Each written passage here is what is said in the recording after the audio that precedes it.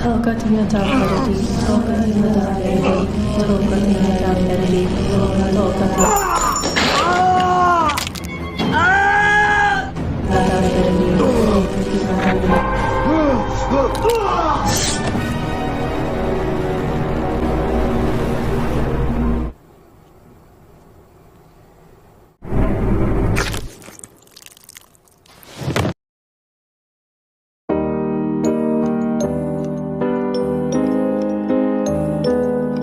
Halo semuanya, bagaimana kabar kalian? Tentunya semoga kalian beserta keluarga sehat dan bahagia selalu. Jumpa lagi dengan saya di Bajak Movie. Kali ini saya akan mereview film berjudul Hideout 2021. Film ini menceritakan tentang sekelompok perampok yang menjadi buronan atas kasus perampokan bersenjata di sebuah toko miras. Kemudian mereka mendapatkan tempat persembunyian yang apesnya mereka malah tertekan dengan tingkah aneh oleh pemilik rumah itu. Sampai mereka menyadari ada sesuatu yang salah di rumah itu. Jadi tanpa berlama-lama inilah alur cerita Hideout.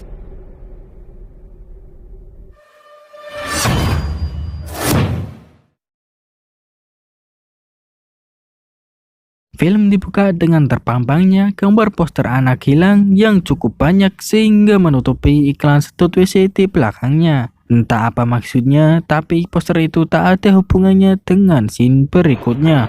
Scene berlanjut dengan adegan tembak-menembak antara perampok dan pemilik toko di sebuah toko minuman keras. Pada akhirnya mereka, Reed, kakak beradik Sarah dan Kyle, dan Eric memutuskan untuk kabur dikarenakan Reed tertembak. Di tengah perjalanan mereka dilanda kecemasan karena temannya sedang menghadapi sakaratul maut. Sedangkan mereka tak mungkin membawanya ke rumah sakit karena kemungkinan polisi tengah memburu mereka, dan karena Reed tertembak, kemungkinan besar polisi tahu tujuan mereka selanjutnya kemana.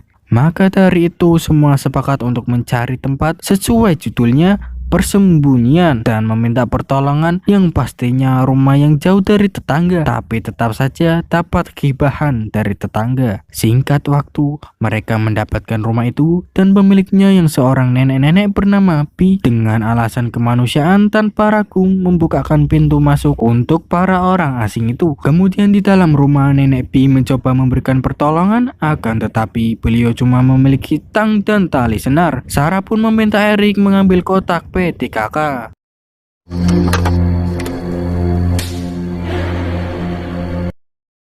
Sekian lama menunggu, akhirnya Kel pun kesal dan menyusul karena Eric tak kunjung kembali. Namun ternyata Eric telah menghilang bersama kotak P3K-nya. Lalu Kel mengira Eric telah kabur sendiri dan menganggapnya tak punya rasa setia kawan. Dan dengan terpaksa Kel dan nenek Pi operasi dadakan menggunakan tang dengan bius menggunakan alkohol yang ditemukan Kel dan menjahitnya.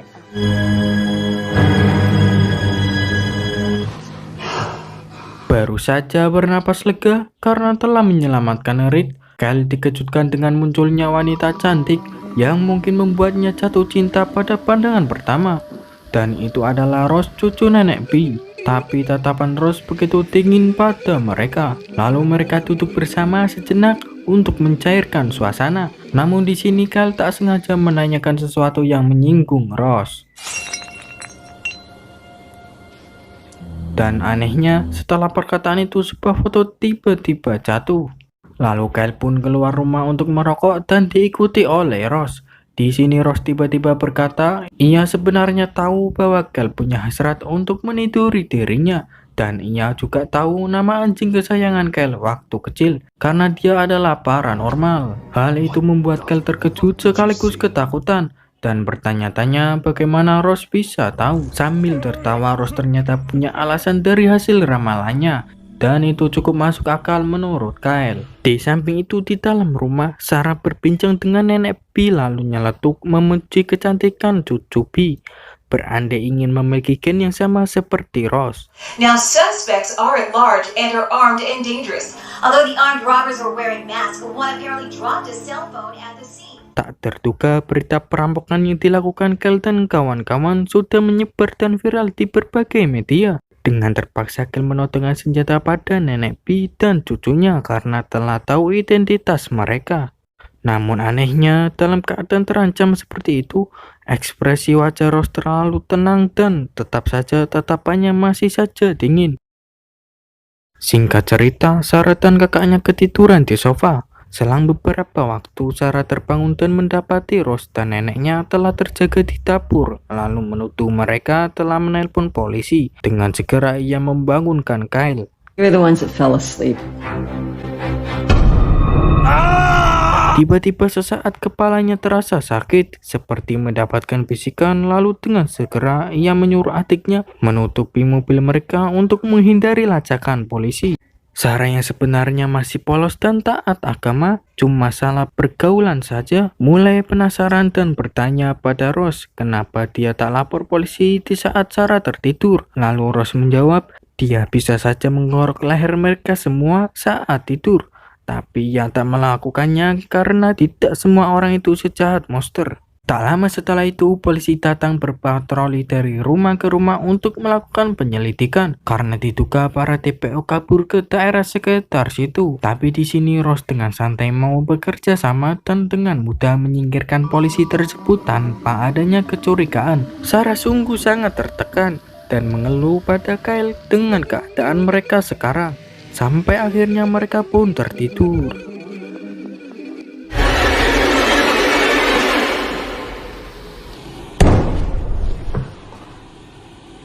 Lalu di tengah tidurnya, Kyle dibangunkan oleh suara gaduh yang membuat ia penasaran.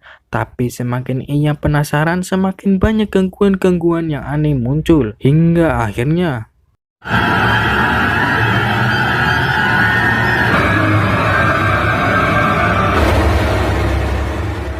Kyle melihat muka adiknya terpajang di dinding lepas dari tengkoraknya, sedangkan tubuh tanpa wajah itu meneror Kyle. Setelah sadar, ia dibangunkan oleh adiknya sendiri karena sedang tidur berjalan. Walau begitu, Kyle tahu itu hanyalah mimpi, tapi tetap saja membuatnya sangat syok karena mimpi itu sangatlah nyata.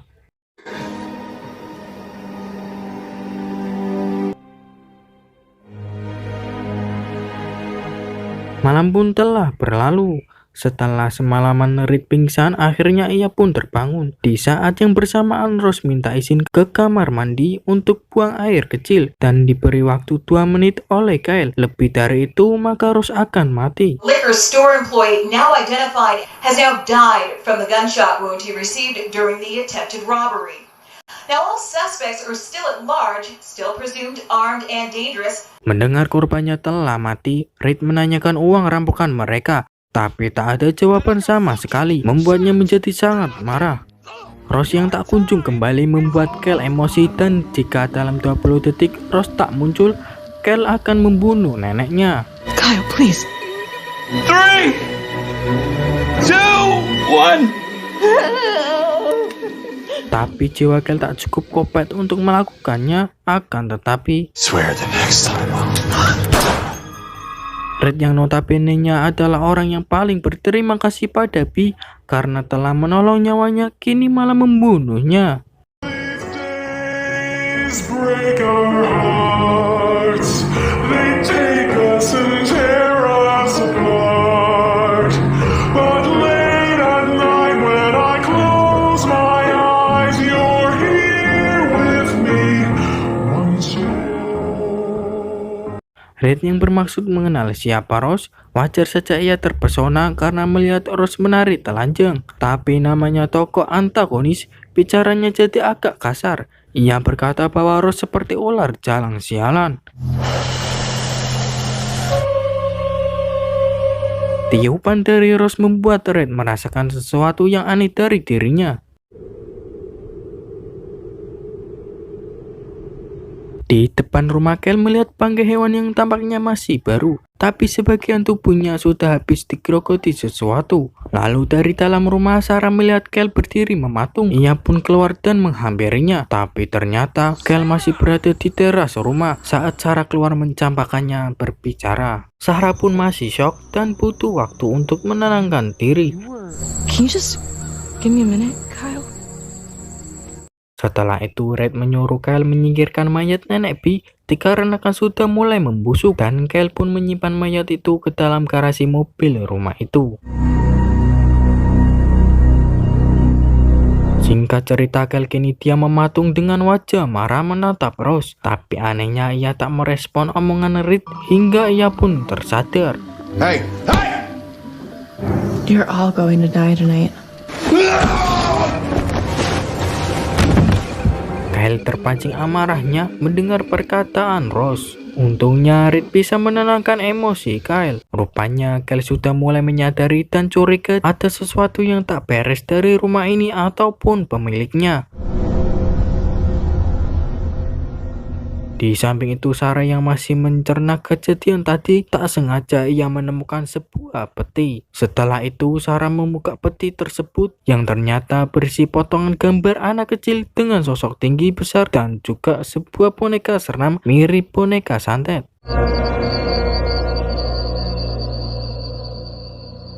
Beberapa waktu berlalu, rupanya semakin lama Kyle di rumah itu, semakin aneh pula tingkah lakunya. Kyle sering melamun, tiba-tiba marah, tiba-tiba diam. Hal itu membuat Reed kesal dan adiknya khawatir. Dan pada akhirnya mereka pun memutuskan untuk pergi malam nanti. Tapi masih ada masalah lain, yaitu bensin mobil mereka hampir habis. Lalu di sini perkara masalah bensin saja sampai melebar kemana-mana hingga terjadilah pertengkaran. If your dumbass didn't forget the fucking bag! Well, why don't you go ahead and tell her, Kyle?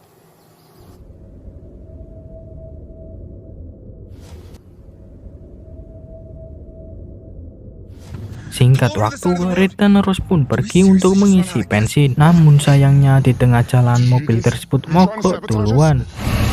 Hey there! Hey, you need some help?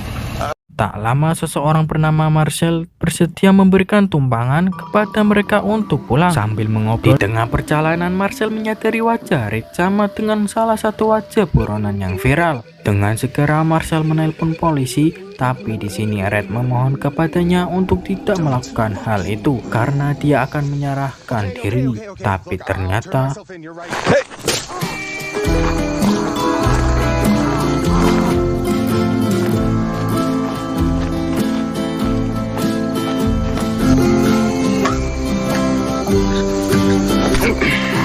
untuk yang kedua kalinya, Reed membunuh orang yang sudah berjasa untuknya. Scene kembali ke rumah persembunyian. Kyle yang mencoba baikan dengan Sarah tiba-tiba mendengar suara-suara dari arah garasi yang cuma didengar olehnya. Ketika Kyle memeriksanya, ternyata mayat B sudah tidak ada di tempat dan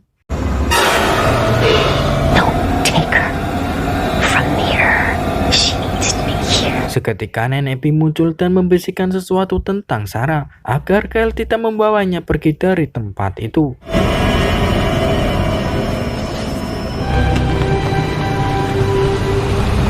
Singkat cerita, hari semakin gelap dan Reed pun telah kembali ke rumah. Tiba saatnya mereka pergi dari sana, tapi sebelum itu mereka mengikat Rose dan Reed pun bersiap untuk mengeksekusinya. Tapi di sini Reed mendapatkan penolakan dari Sarah sehingga mereka pun berdebat sampai-sampai luka di perut Reed kumat. Reed pun pergi ke kamar mandi untuk memeriksanya. Sedangkan Kyle pergi untuk menyiapkan mobil dan kesempatan itu digunakan Sarah untuk membebaskan Rose dari ikatannya.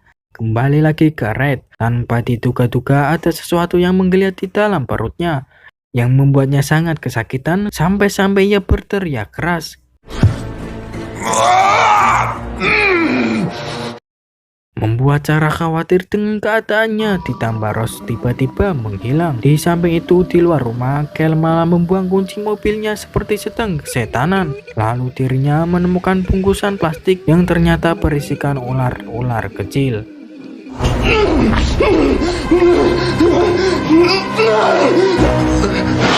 Ternyata sesuatu yang menggeliat dalam perut Reed adalah seekor ular hitam. Tapi berbeda, dalam pandangan Sarah itu adalah usus yang brodol dari perutnya. Namun saat Sarah mengecek denyut nadi dan pernafasan Reed, tiba-tiba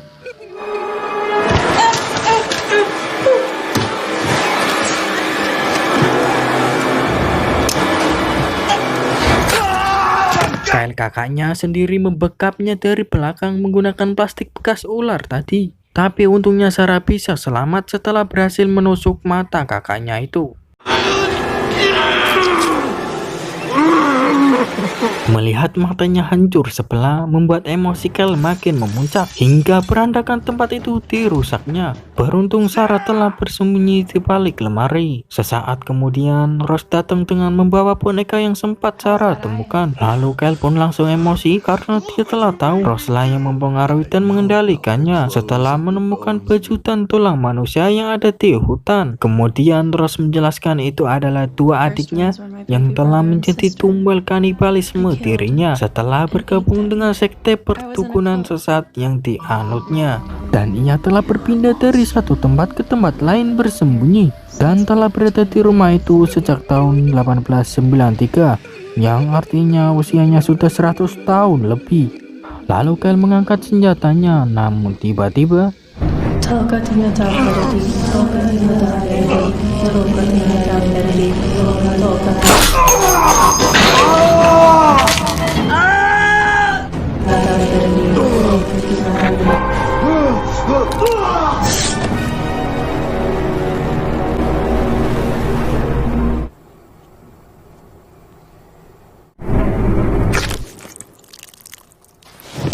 Kyle pun tewas di fatality Rose dengan boneka santetnya. Di sisi lain, Sarah menemukan ruangan rahasia di balik lemari yang di dalamnya terdapat benda-benda aneh bernuansa perkopetan dan terkesan horor. Come out, Sarah. Don't be frightened.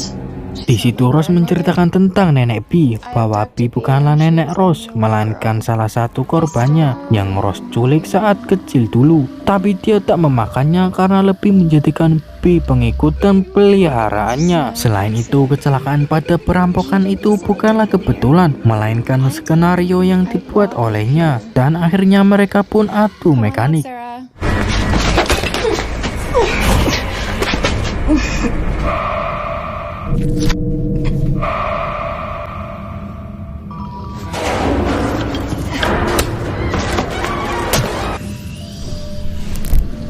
Akhirnya pertarungan dimenangkan oleh Sarah, namun tak sampai di situ. Rose bangkit kembali mengucapkan pesan terakhirnya dengan suara berat.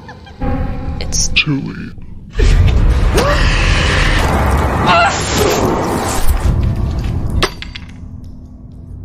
Lalu dengan semboyongan Sarah mencari jalan keluar dan menemukan ruangan lain di bawah tanah yang saat Sarah memasukinya, tempat itu berisi bangkai-bangkai dan tulang hewan. Dan lalu tiba-tiba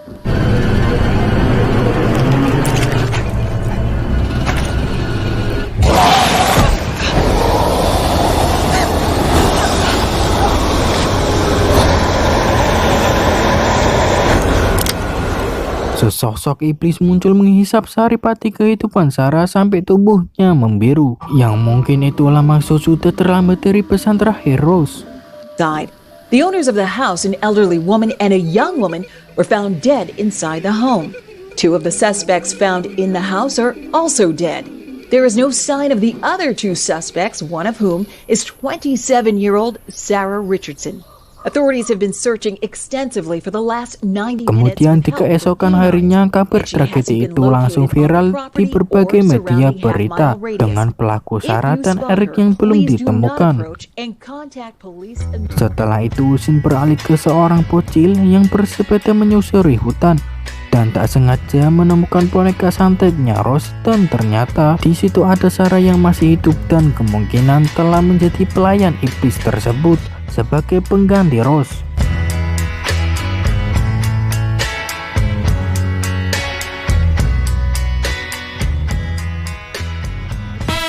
Dan film pun tamat.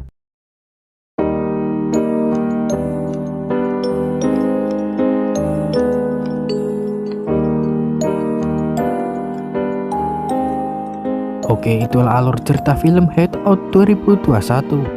Ternyata semua kejadian yang menimpa kelompok perampok itu adalah skenario yang dibuat oleh Rose dengan tujuan mendapatkan tumbal sebagai wadah baru untuk iblis dalam dirinya, yang tak lain yaitu Sarah yang masih seorang gadis polos dan punya ketertarikan pada Rose. Fakta yang lebih mengejutkan adalah Rose berumur 100 tahun lebih tua dari usia peliharaannya Bee, yang di awal film kita kira adalah nenek Rose. Sampai akhirnya Sarah berhasil dihisap saripati kehidupannya dan dijadikan sebagai pelayan iblis tersebut pengganti Rose untuk mencari korban-korban baru menjadi wewe gombel cantik yang menculik bocil-bocil segar nan semok berisi sebagai tumbal makanan iblis. Pesan dalam film ini adalah tindakan yang jahat akan membawamu ke tempat yang jahat juga, dan mungkin sedikit mengingatkan untuk para orang tua yang punya anak kecil di luar sana agar lebih menjaga dan mengawasi anaknya bermain. Mungkin bukan wewe gombel tapi penjahat lain yang menyamar seperti bunglon yang siap menyergap mangsanya mengambil harta paling berharga darimu. Mungkin cukup sekian pembahasan dan review film di video kali ini. Jangan lupa untuk mendukung channel ini, klik like, share, dan subscribe agar kita bisa berjumpa lagi di video selanjutnya. Dan jika kalian punya kritik dan saran untuk video dan channel ini, silahkan berkomentarlah dengan bijak. Terima kasih.